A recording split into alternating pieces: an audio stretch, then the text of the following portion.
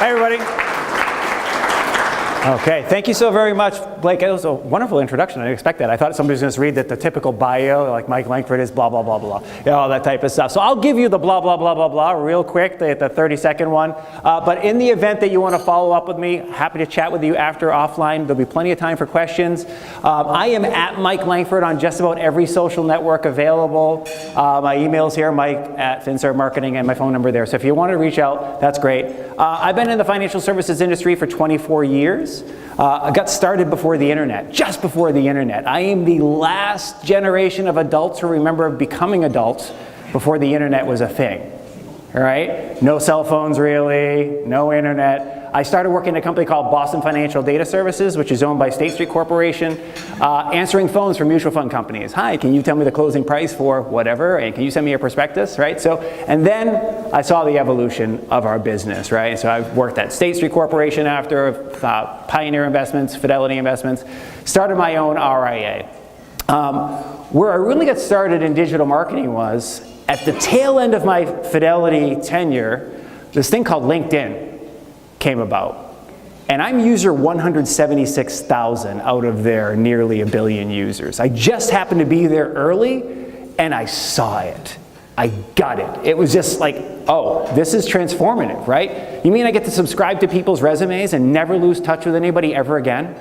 I mean, who remembers like there was that guy or that gal in college or grad school that was really interesting, if only I could remember their name? They vanished. Have you ever sent an email to somebody and it bounces back and you're like, crap, I have no idea how to find this person again? Well, that doesn't exist anymore, right? With things like LinkedIn, you stay connected. So anyways, that's a little bit about how I got here, why I'm interested in digital marketing for financial services, because I believe we need that like oxygen today. Right? And I'm going to tell you a little bit about why I believe that. I know what ends up happening when somebody speaks, right? I've got to capture your attention. I've got to keep you interested. You're eating lunch. Lunch coma will kick in. There's a little bit of iced tea if you need to keep the caffeine going. But it really hit home for me this weekend. My son goes to 4 Points Middle School. Any 4 Points Middle School parents in here? Good. I'm not going to say anything bad, but we had a pep rally this weekend, and we were invited. My son's in the band. And we have a new principal, and this lady is animated like you can't believe. She's excited, she is amazing, like she was born to do this job, right? You could not take your eyes off her, you could not stop paying attention to her. She was so excited. And then they had a couple of other guest speakers. And everybody was just taking a nap and so forth. And so it really hit me that I needed to work one little slide in here. And then marketing is about one thing, right? Speaking is about one thing. And if you remember nothing from today other than this one thing, when you go approach your marketing, you're going to be good, okay? And it's interest. Marketing is all about captivating somebody's interest, getting them interested in you and what you sell, your services, your products, right? You being interested in your target market, your clients, your prospects, your referral partners, the influencers of those people. You need to be interested. And you need to be interesting, right? You have to be interesting enough so that somebody pays attention to you, that they're willing to read, that they're willing to watch, that they're willing to attend whatever it is that you have, right? And that's not always easy. But we'll talk a little bit about that, right? But you want to be interesting. So think about interest, right? So if you start zoning off, surfing, whatever's going on your phone, that's the thing I want you to be thinking of. Okay, so I'm going to bust a couple of myths real quick. That I think there's some things that people think about people in this room, and some of us even think this about ourselves, but I'm going to bust those myths really, really quickly because I've done hundreds of these presentations over the years to rooms full of financial advisors. And very often I hear myth number one, advisors aren't technical. They don't use technology all that well. And unfortunately, I hear this from practice management professionals a lot in big organizations like that. Oh, advisors just don't get tech. I call shenanigans. We'll use shenanigans instead of the other one. I call shenanigans on that, right? You use technology in your business all the time, all right? Every day, you need to use tech to interact with your clients, to manage portfolios, to do a whole bunch of things in your business from an operational perspective and elsewhere. You use tech. You're not uncomfortable with tech. You've adapted to a lot of different technologies. Leads me to the next one. I hear oftentimes that advisors aren't innovative. I also think that's shenanigans, right? I just said, I entered the market in 1994. My first job, senior in college. People were still calling to get the price of funds. They were asking for prospectuses. And now people are whipping the phones out of their pockets to get all that information, right? The same way in your business, you have innovated, you have changed.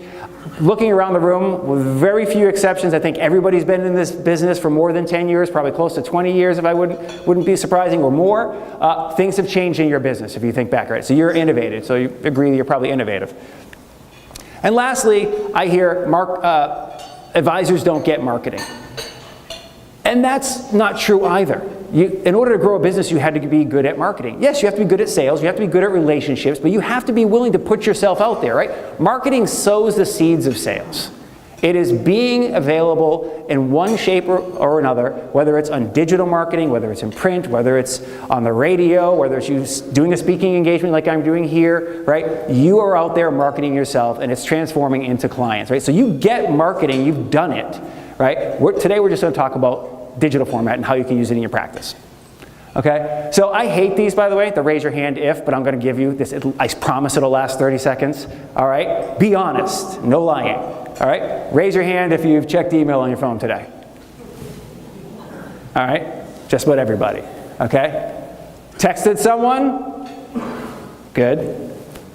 Checked Facebook, LinkedIn, Twitter today? Good. Okay. The next two, I'm going to allow you to use yesterday, because we've only had the morning. All right, watch the video on your phone or your PC. All right, pretty good, right? Listen to a podcast, the fewest, but still enough. All right, here's the deal. You're not alone. All right? Everybody, and I mean everybody. We have a pretty good representative demographic span here. Right? We've got people who look like America here, from all age groups, ethnic groups, right? Backgrounds, economic backgrounds, and so forth. You're not alone.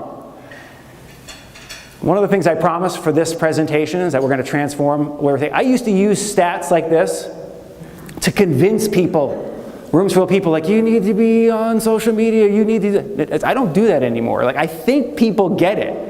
Let's use these things because this is what's here. Let's figure out how do we get to these people, right? Stats like 60% of ultra high net worth individuals watch videos online that are related to financial services.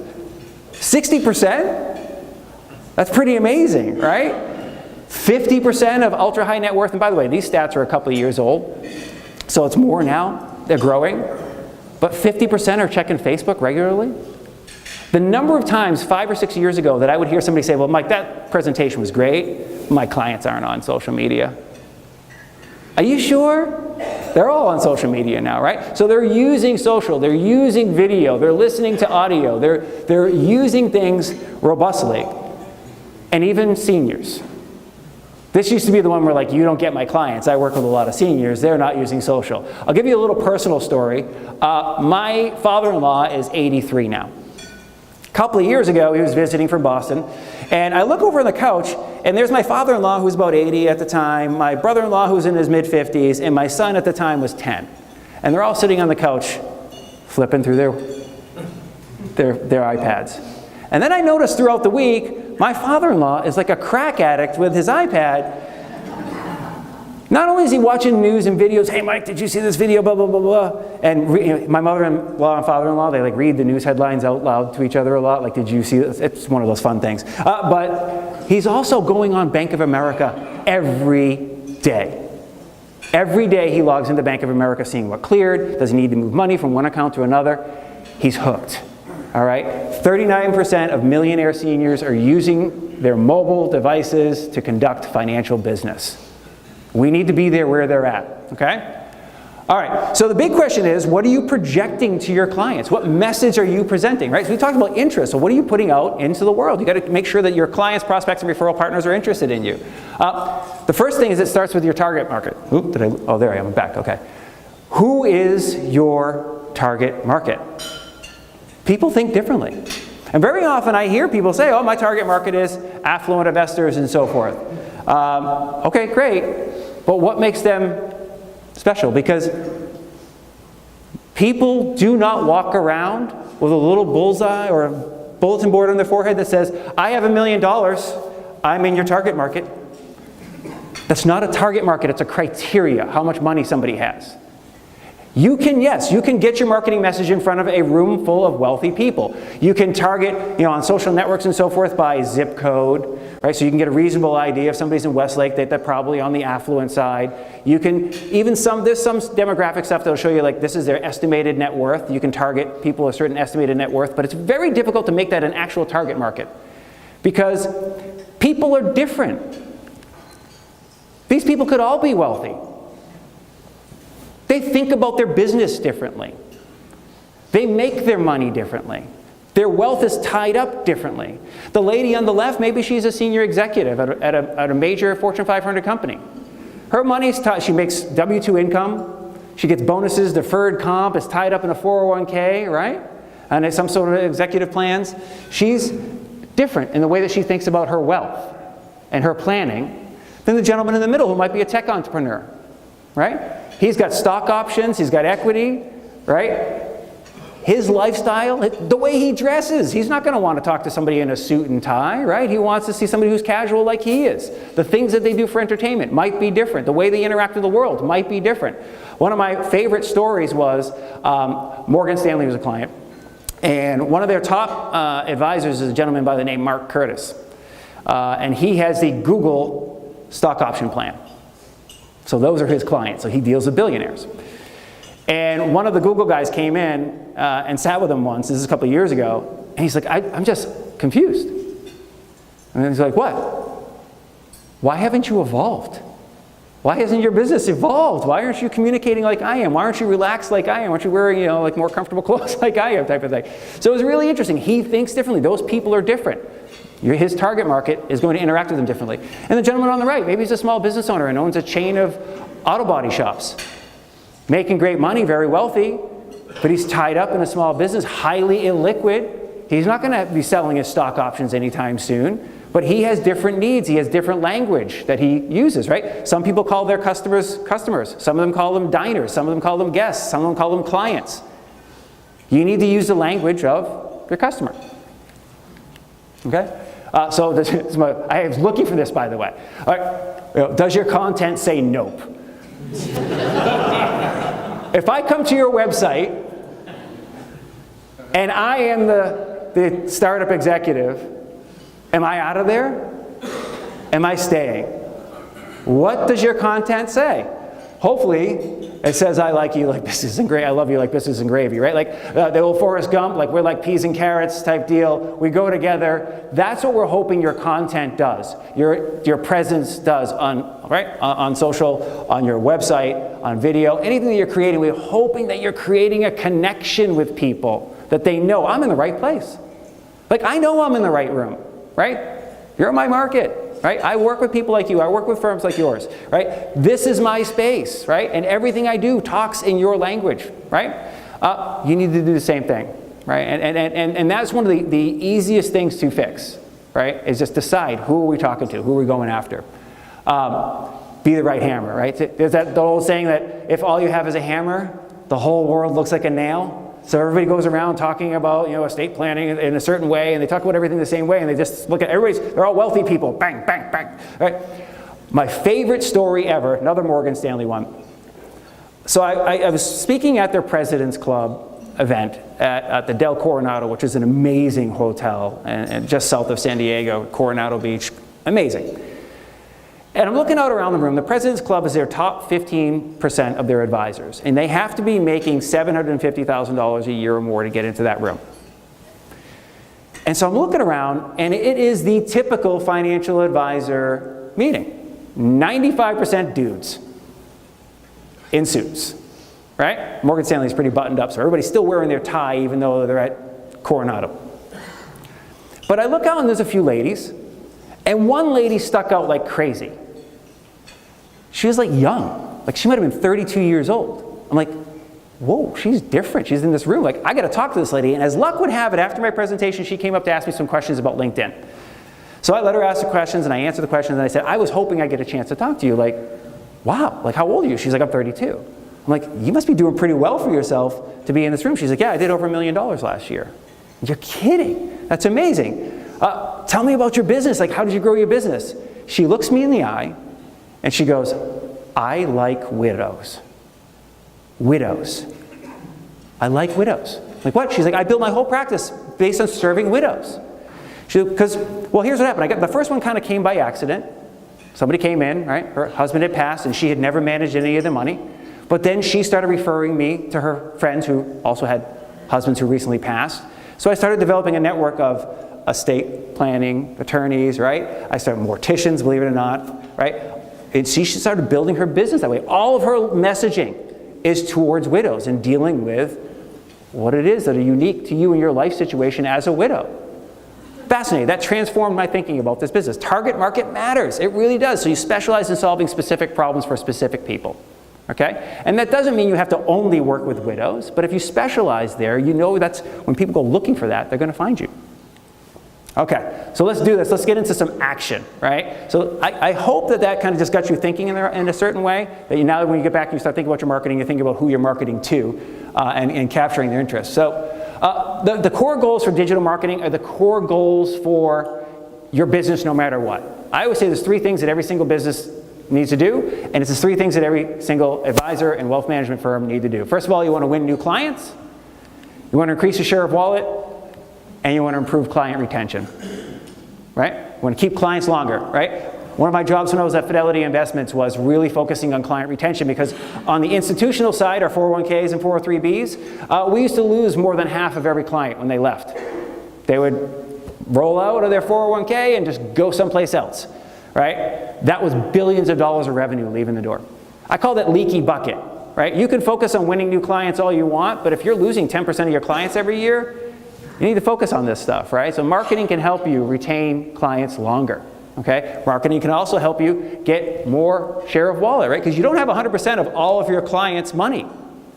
But we want 100% of all of our clients' money, right? So let's focus on improving that. So even if you're using some of the strategies we're talking about today just to improve relationships with existing clients, it's valuable. Okay, where to start? Social. It's where people are. It's where they're spending all their time. From your grandma to your little kids, they're on Snapchat, Instagram, Facebook, Twitter, LinkedIn. That's where they spend their time. That's where the internet is for a great majority of people. I get a lot of people asking me like, oh, I want to do some Google ads, and that is fine. You can spend money on Google. I had a client come to me and say, we want to spend we've already committed to spending $60,000 on Google. Help us do that. And we did, but I said, I really wish you hadn't made that decision first. I wish we had spent more time and energy and even some money on social. Because social it's where people tell you who they are. It's where they're spending their time. And the first rule of marketing is, advertise where people are, market where the people are, right? It's also where their networks of lookalike people are. Their friends, their colleagues, their family members, people who run in the same circles as them. So if you're looking to connect with young entrepreneurs who have startups that are going to be valuable, right? Guess what? They're hanging out together on social media in certain places. So connect with lots of them, build your network there. All right? And it's where your referrals are going to come from. You will receive referrals from social. Now, they may send you an email. You may get a little DM that says, hey, what's the best email address? I got somebody who's a client for you. But this is where you'll find your referrals and where you'll be able to source referrals. Oops. Okay, so number one thing to do, if you're the next couple of slides, if you do these, this is free money, meaning you will probably trip over some clients in the next month. I've had so many people say that this is what they do, that they did this, and they say, I've actually ended up getting 3 clients as a result of these couple things. Number one, build your network. Nothing happens without an audience. Imagine a scenario where somebody came up to you and says, hey, listen, I've got a great advertising opportunity for you for this magazine. I want you to advertise in this magazine. It's filled with high net worth individuals. I think they're in your target market. I want you to advertise. What's the first question you ask? What's the circulation? Well, it's 175 people.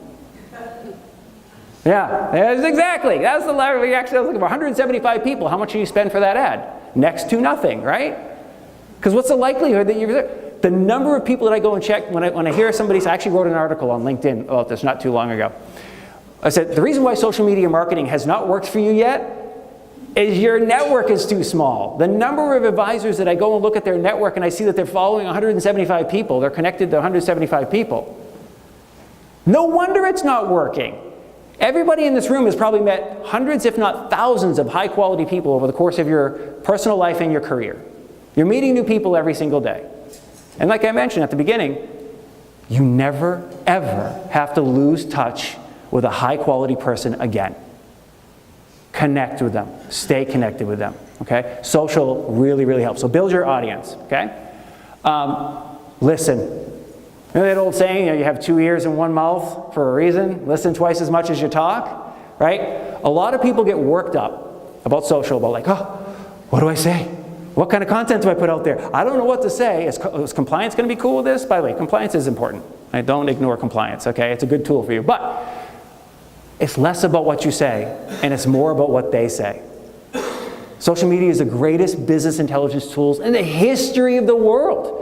You mean to tell me people are going to tell me when they're going to get married, when they're expecting a child, when they're starting to think about college, right? They're going to tell me when they get divorced. You mean they're going to tell me when they change jobs? It's a gold mine. They're telling you all this stuff all the time, right? Money in motion events, as we say. Listen with a purpose. Okay, now LinkedIn, I have a love-hate relationship with LinkedIn because I've been on them for so long. They've changed things over the years. They make certain things harder than it used to be. But here's the thing you need to do. Go back to your desk, sit down, click on notifications. It's up there in the top. Click on settings. You're going to go into settings and you're going to shut all the noise off, okay? And we're going to go down here and we're going to turn all these to gray and we're going to go, I want to see job changes. Leave that on, and I want to see mentions in the news. I'm going to shut just about everything else off, right? Because now when I get a notification, it tells me that Jim just changed jobs or got a promotion. Or I see that Blake is in the news because he was featured in investment news for some other awesome thing and I get to reach out to them, right? These are money in motion action-oriented events, right? I also have, I have further down in another setting, like if somebody comments on something that I posted, I have that as a notification, but it makes it nice and crisp and clean and I can see if somebody's changing jobs. You do those 3 steps, right? Build your network. All those business cards that are sitting in the drawer in your office or in a bag from the last conference, get them on LinkedIn. Go into Outlook. If you've got 10,000 contacts that you built up in Outlook and you go onto LinkedIn and you only have 500 contacts, change that, upload. It makes it really easy, okay? You do that, you're going to trip over a few clients, people you haven't talked to in a while. Okay, now we start getting to the interactive part. Interact with a purpose, okay? Social networks have these things called algorithms, fancy word for formula, right? They're algorithmically driven. The stuff you see is based on the things you say you're interested in, based on what you click on and interact with, okay? And the people that you click on and interact with the most. And guess what? On the other side, the same thing is happening for them. If you and I start clicking and commenting on each other's stuff, I click like on your posts all the time, and I comment on your posts all the time, guess what? You're going to start seeing my posts in your feed. Okay? So we want people to see your content, interact with them more. Interact with people that are in your target market more, okay? They'll interact with you more, okay? But be engaging. Show people that you're interested. They are real humans. This is not just a feed, right? It's a feed for you that's really interesting for yourself and your business. So show people that you're interested in them. Okay? Now share interesting content. I share this one all the time because I still get the I don't care what you had for lunch type of thing. Comment, like, oh, I don't care what you have for lunch. Liar, you totally care what I have for lunch. I take a picture, everybody likes my picture of my food because it looks delicious and everyone wants to go to that restaurant. So people do take pictures of your food. I don't care if you share pictures of your food, but share stuff that your target network thinks is interesting, right? What do they like? Are they into cars, right? Are they into new tech? Right? Are you targeting young families? All right, let's get some young family stuff. But share stuff that's interesting to them. And it's not just about photos or videos. It's any type of content. Share stuff that's interesting to the people you want to be interested to you. Okay? It's not always about, hey, here's how you can make sure you retire with enough money. That information is important. Follow an 80-20 rule, right? Share 80% of the stuff is just stuff that you think is interesting to them based on what you're seeing and interacting. And then occasionally share some business stuff. They know what you do for a living. And by the way, on LinkedIn, when they see your name go by, it says, Mike Langford, CEO, finservMarketing. Right there, and then it says, I shared something about something else. Right? So they know what you do for a living. It's all about staying top of mind, right? Okay, I had a couple of questions before. I actually called a lot of the FPA board members to get some, what do they want to hear about and so forth before this. So a lot of questions were about audio, video, and so forth, and everybody raised their hand, not everybody, most people in the room raised their hand saying that they've watched video and have listened to some audio. Here's the deal. Just about everybody you know is walking around with a full HD screen in their pockets at all time. Video is important, and audio is important now. People care.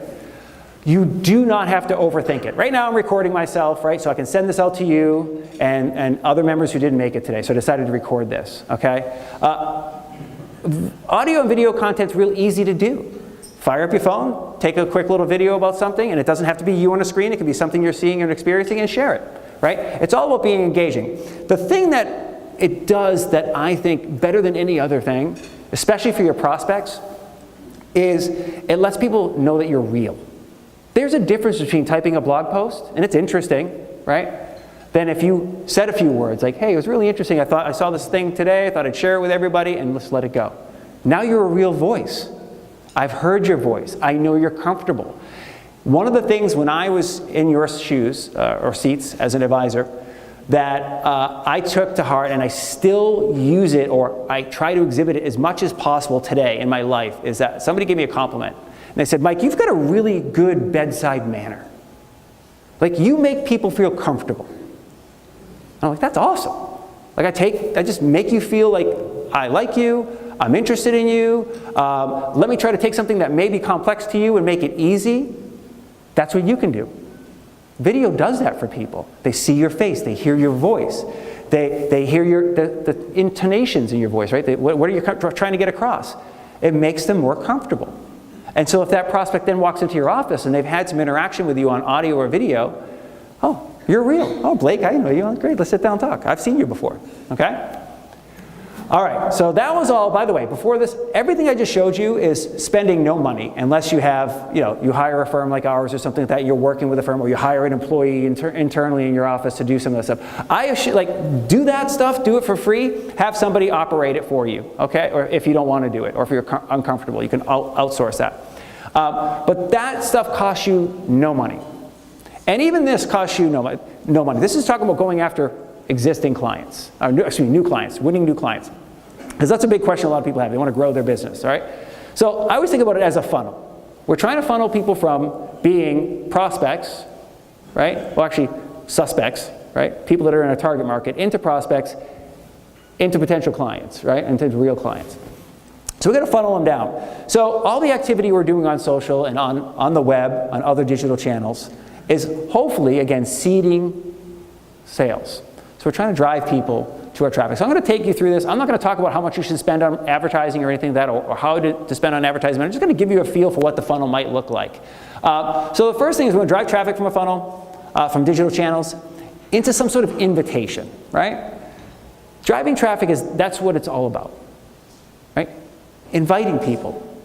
Okay, so as luck would have it, or bad luck as it were, my camera stopped recording my presentation, my talk, during the FPA lunch. So suddenly I'm mid-sentence and it just ends, as you saw. So I thought this would be a great opportunity to show you how easy it is just to fire up content from your desktop. I'm sitting here in the office, decided to fire up an app called Camtasia, which allows me to capture anything that's happening on my screen. So as I walk through the presentation, I'm going to record this. You see a little snippet of me in the corner here, and that's coming from my EyeSight camera in my monitor, right? So anybody who has a modern computer that was made in the last 5 years or so has a camera for FaceTiming or Skyping. You can do that. Applications like Camtasia, super inexpensive, easy to install and use. There's other ones as well.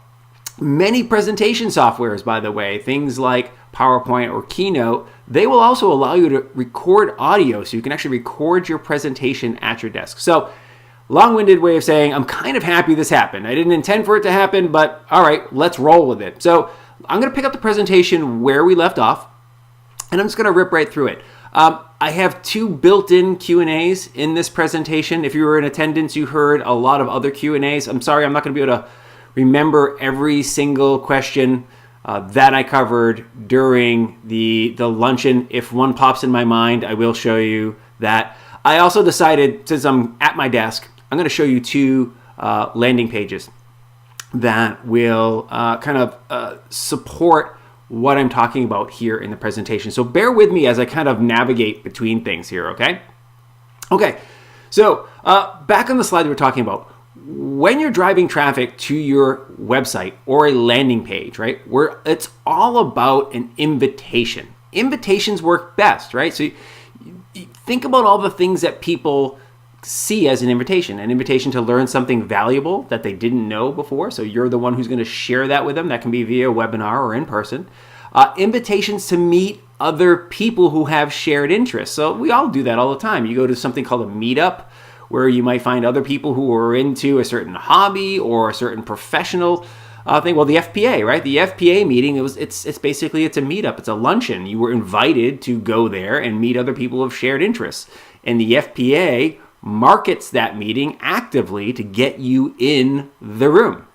And if you weren't there, all right, you just couldn't attend that invitation. But there was 100 other people that were there in your space, and they're all related to each other in a professional level.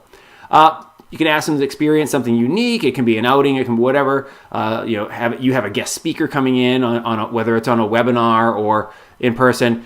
And then, to read, watch, listen to content that's relevant to them and their current needs and their wants.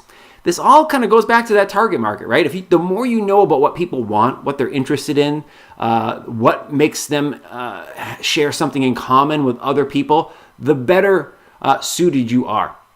So let me show you an example of that. I'm going to kind of exit out of here for a second and go over to my web browser, which I have live. All right, so here I'm showing you a client of mine, Truelytics. They are actually based up in the Boston area, but their chief marketing officer lives here in the Austin, Texas area. And what's really interesting is they're having a webinar, and we just announced this webinar this week.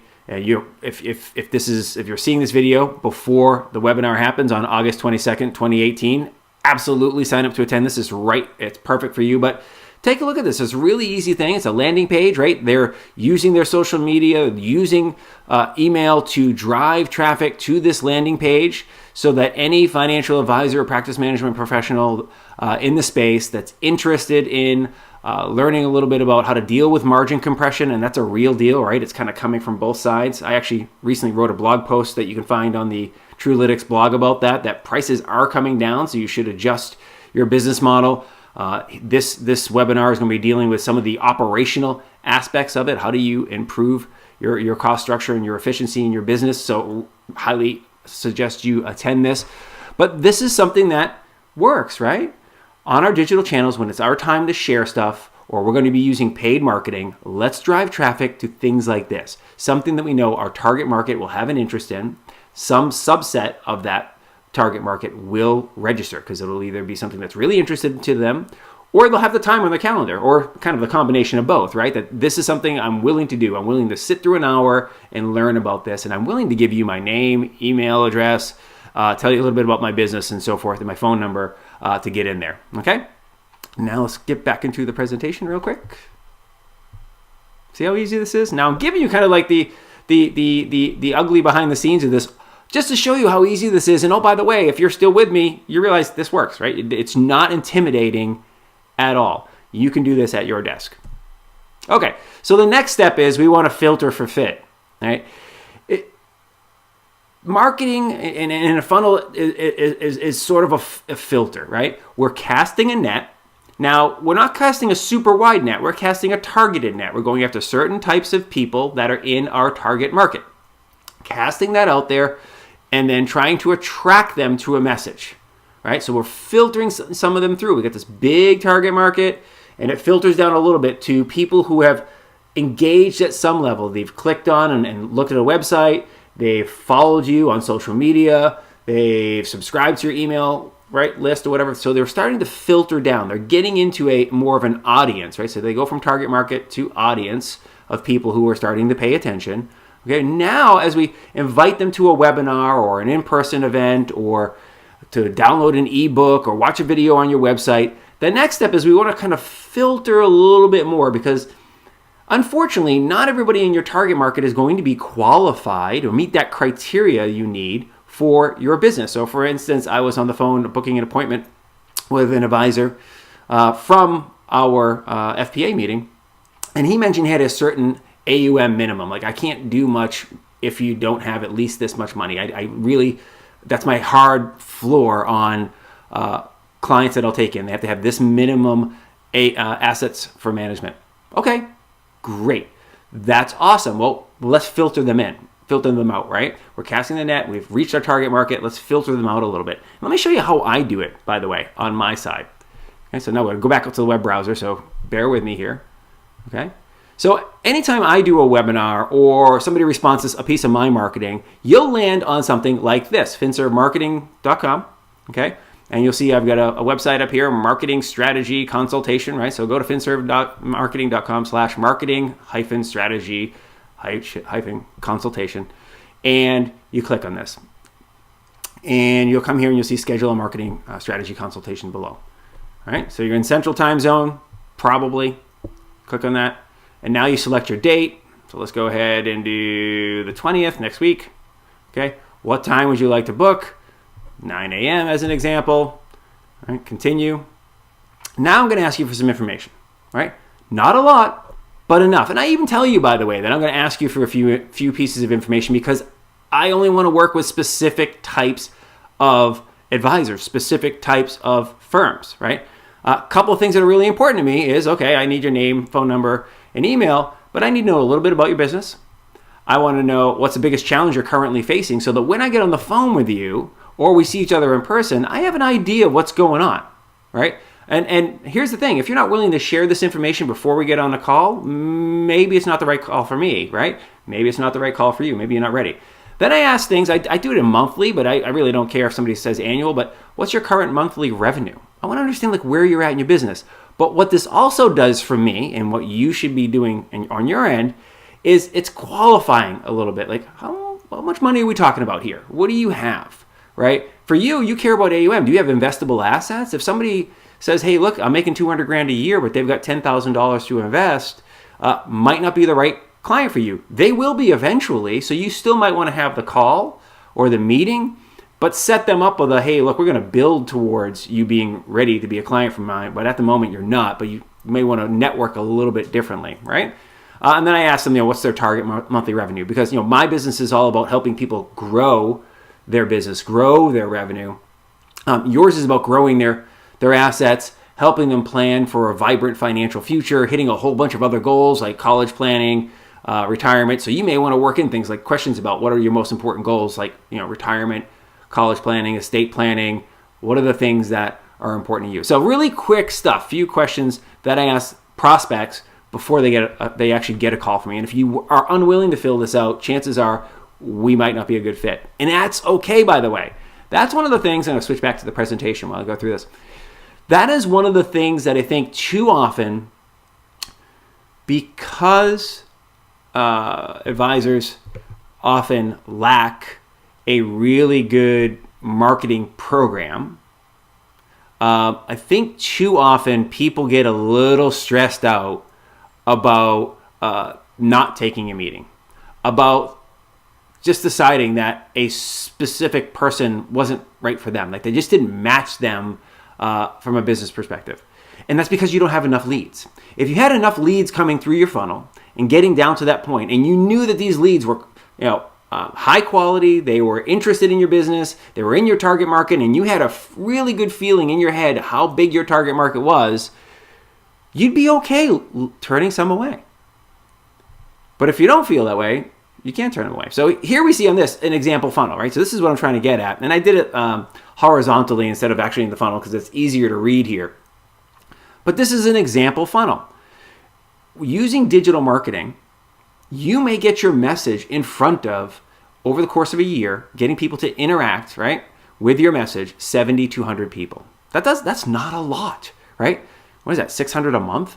It's not a lot of people to interact with in a month with your marketing message. And what do I mean by interact, by the way? It doesn't mean they just saw it. It means they clicked on something, right? So if you're putting out via social media ads, via organic social media posts because you've built up a vibrant following. You're putting things out there, and 7,200 people over the course of a year have clicked on it. Not everybody's taking action other than that. They've clicked on it and go to see, like, on the landing page of the webinar, oh, what's this webinar all about? Or they click on to see, what's this meetup all about? Whatever it is, this luncheon, whatever it is you're trying to do with your business or this ebook. Now, not all of them are going to say, once they come and see your landing page, not all of them are going to sign up, right? That's just not the way the world works, right? Some people look and then they leave, right? They're shopping but not quite ready to pull the trigger on any further commitment, right? Some people are willing to go to the next level of commitment. So some people are going to register. So maybe 2,400, right? A third of those people register for the webinar or some other event. Awesome. So you've got 2,400 people over the course of a year, right? So we're talking 120 a month, right? Or, excuse me, 200 a month have registered for a webinar, right? And it doesn't have to be one webinar, by the way. It can be a series, all right? And then from that 200 a month, so 2,400, maybe 960 actually attend. That'll blow your mind. You've done that before. You've had events. You've invited people to a party, and some people don't show up to the party. It's just the way the world works, right? Something comes up, they forget about it, they had a conflict, they wanted to come, but then they had a client meeting and they couldn't make your event, whatever. But let's just say 40% make it. Okay. Well, now from that 40%, that's 960 people who sat through one of your webinars during a year. 960 people sit in your webinar, sit in a luncheon, come attend some other event, come watch a video on your website. 960.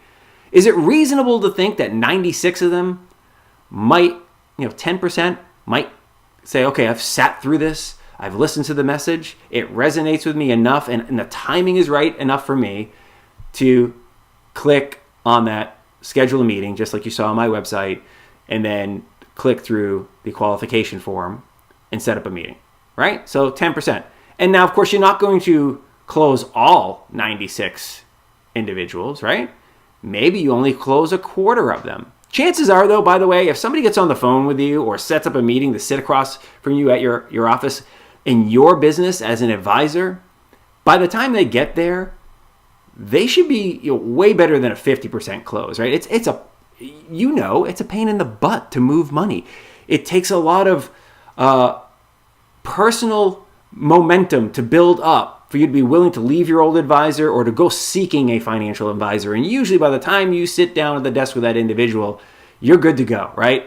Because it's so much work, it's so much effort. You don't want to go, you don't want to go through that too many times. Occasionally, right, somebody will realize they're not right for you. Occasionally, you'll say they're not right for you. They may have fallen through the filter somehow. Or occasionally, you get the person who really feels like they need to shop with like 3 or 4 advisors before they pick one. But in my experience, most people choose the first one they meet with, right? And that's probably your experience as well. Okay, so real simple explanation what the funnel looks like. All right, so it's simple and it's predictable. Why? Right? Think about why it's simple and predictable. It's because we're feeding your target market. The men and women, families that you know are likely to resonate with your business, with your message, the services that you offer, specifically solving specific problems for specific people, right? They're voluntarily pursuing something of interest.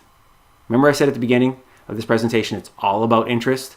You found people, you know what they're interested in, you're putting messages out there so that they're interested, you're giving them the opportunity to take the next step to learn a little bit more, take the next step to commit to sitting through a webinar or attending an event, giving them the opportunity to commit to the next step of setting up a meeting or a phone call in which they filter themselves out to make sure that they're qualified before they meet you, and then they meet with you, and hopefully you close them. Okay? Hopefully that makes sense. Okay, now, that was it for the big stuff. So now let's go to the Q&A. And I'll try to pop out some Q&A if I can remember some of the other ones. But ahead of this, and I mentioned this during the live talk at the lunch, I actually reached out to some of your board members on the FBA and asked them some questions like, what do you want to hear? And one of the gentlemen, board members, right before I got off the phone, he's like, whoa, make sure you talk about how much people should spend on marketing, because a lot of advisors just don't know what their spend should be. And I thought that was a fantastic question. And this is not a loaded question. I hand to God, this is an actual question. I didn't make this up. I I don't think there's a 100% answer. There is some rules of thumb, right, on this. And if my slide would advance, it's kind of, I'm getting the pinwheel of death, right? So here, how do you handle technical difficulties? We're already handling one. Okay. The simple answer is it does depend, but I ask you a couple of questions. One is, how much is a client worth to you, right? So in many advisory business models for an RIA, on average, they're earning 100 basis points, 1% of assets under management. So if you bring on $1 million client or $1 million of new business, you should be earning about $10,000 of revenue on that new business. If that's true for you, let's go back. That's awesome. Here it is. Okay. If that's true for you, that you earn 1% AUM, it's just an easy number, right? $10,000 a year. And likely you're going to keep that client for maybe 10 years or more, hopefully, right? And hopefully they're going to grow. But even if they didn't grow, that's $100,000 of revenue on every $1 million of AUM for the next decade. So I don't know about you and how you think, but I would be willing to spend $10,000 to get a $100,000 income stream. I would do that all day long. If you tell me every time I spend $10,000, I get $100,000, or I get $10,000 returned to me every single year for 10 years plus, I'm all over that, right? It's a big deal. So that's on the aggressive side, right? Spend the first year's revenue of a projected client on marketing. Client acquisition costs, right? What does it cost to acquire a client? The general rule of thumb is I look across the industry, right, is 3 to 10% of revenue. It's pretty consistent. 10%, right, is the high side. You sometimes see it creep up a little higher, maybe closer to 12, 13% for financial firms that are selling credit cards, high interest loans, right? Those really alternative lending instruments that are really difficult to, just going after challenging clients that have low credit ratings and so forth, and they have no other option. So they've got these alternative lending instruments. Those guys spend a boatload of money on marketing. But in our space for wealth management, 3 to 10% is much more consistent. If you're growing rapidly, if like you're relatively early in your business and you're trying to go from $10 million AUM in your practice to growing this thing to a $100 million plus business, right? You want it to be really big or get to $1 billion AUM someday, you should be spending closer to that 10% now. Grow aggressively, right? Because every dollar you're not spending, every moment you're not spending trying to market and bring people into your business or clients into your business, somebody else is going after them. Don't miss out on them. Go get them. All right. Second question from the FPA board members. What is the right length for content? I get this a lot, right? Because there is some competing schools of thought. And I actually think there is no perfect length. It really is, if it's interesting and engaging, and it's interesting and engage for the person when they're looking for that information, the content hits the right person at the right time, they'll read it if it's 5,000 words. They'll read it if it's 500 words. They'll watch a video that's 2 minutes long, or they'll watch a video that's 2 hours long if it's captivating and interesting to them. What I typically suggest to people is consider varying it up, right? Different types of content. So do some audio, do some video, do some print stuff, right? Some blog posts. You can take a blog post and then record a video on the same blog post and distribute it. Some people will prefer to watch the video and some people will read. Same thing with audio. If it's really long, one of the things I recommend is use formatting to break it up, make it a little more digestible by using formatting. So as an example, if you have a really long blog post, throw some bullets in there, bullet points, some bold title sections, right? So when people are skimming down it, okay, great, I'm at this section, they can consume the section, it kind of resets their brain when they hit the next section, and then they look through a couple of bullets. It also makes it easier when you think about almost everybody who is reading is probably on their phone. So as they flip down the phone there, it's kind of easy for them to remember, I was on this section. If they shut their phone down and go do something and come back and open it up again, they can have a little mental image of where they were. They keep scrolling down until they hit section 2 or whatever. You can do the same thing with videos and audio, kind of chunk it up a little bit, let people know that there's some sort of break in there. Okay, so those are the two big questions that I had ahead of time. One other question that I remember off the top of my head from somebody who asked in the audience, one was, if you could just pick one social network to spend your time on right now going forward, what would it be? And right now I'm really, really excited about Instagram. And it sounds weird. Like LinkedIn, of course, I've never give up LinkedIn. It's amazing. You get to, like, as I said earlier in the presentation, you get to see when people change jobs. You get to see other things. But I have to say, Instagram is really fascinating to me because, first of all, it's growing rapidly still.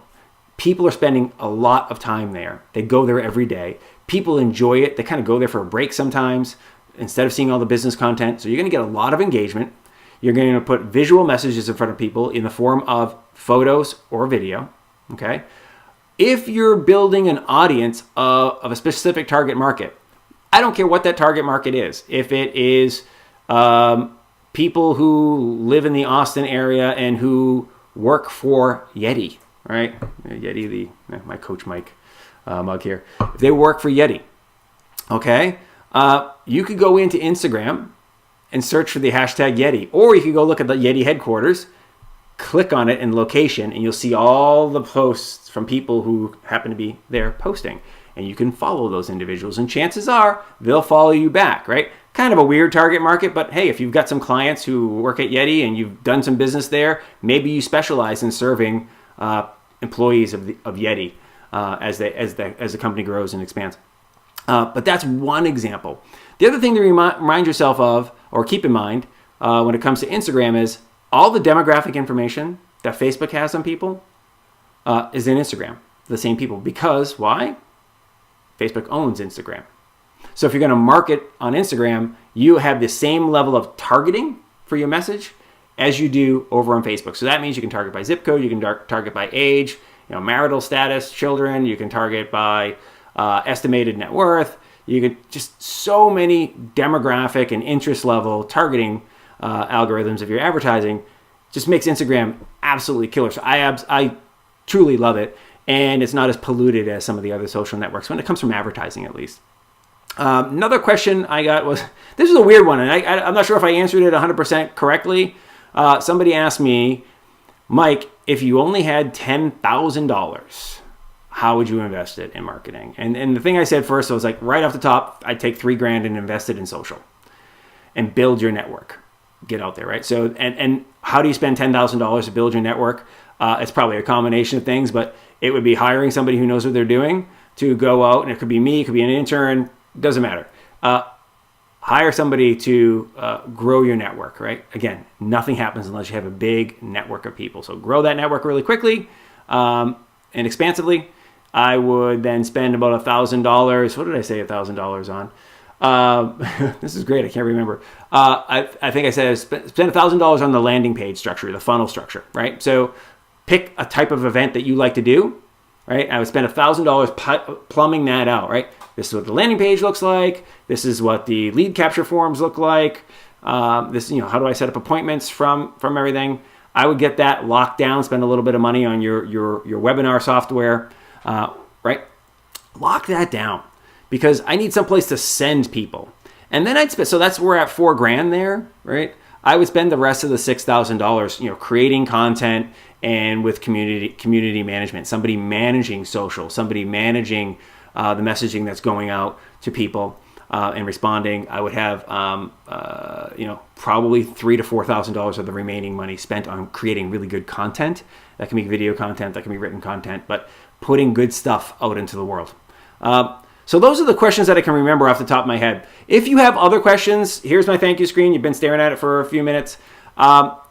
Feel free to send me an email, mike@finservmarketing.com. You can call or set up, ideally go to finservmarketing.com/marketing strategy consultation. Set that up. That would be wonderful. Or you can hit me up on Twitter, Facebook, LinkedIn, you name it. I respond pretty quickly. Okay? Thank you very much for attending. And I look forward to chatting with you again soon. Maybe I'll see you at another FBA meeting. All right? Have a good one.